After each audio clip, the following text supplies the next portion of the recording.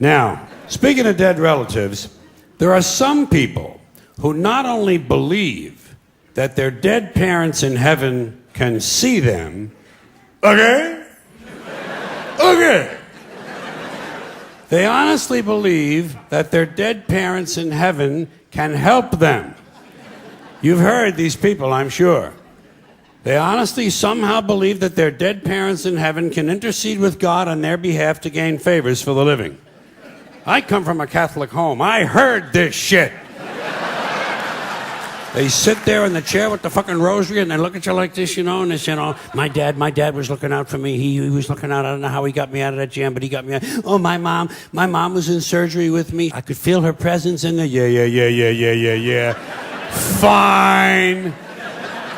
Like the people who die have nothing better to do than to run the heavenly branch of the Make-A-Wish Foundation.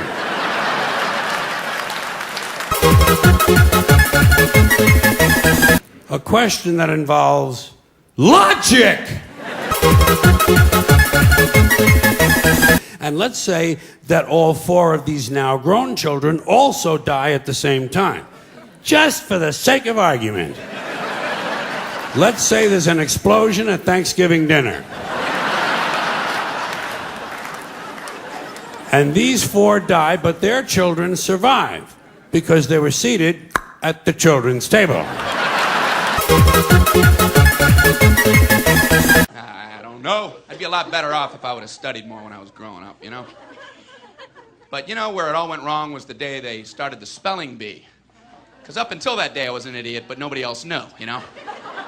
When the spelling bee day, you know, popped up, all right, kids, up against a wall.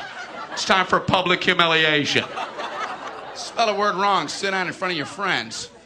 You know, that's great for little egos. Hey, look at me, I'm a moron. I wasn't even close. I was using numbers and stuff. That's why I admired that kid who spelled it wrong on purpose so he could sit down, you know? He knew he wasn't gonna win, so why stand there for 3 hours? First round, cat, K-A-T, I'm out of here. Then as he passed you, I know there's 2 T's. I remember my teacher asked me, Brian, what's the I before E rule? I before E, always. What are you, an idiot, Brian? Well, apparently.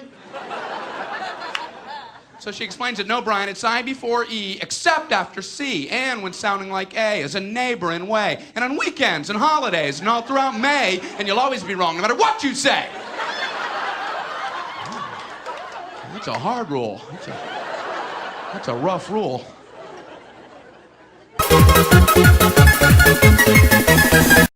Time to nut up or shut up. Where's the fucking Twinkies?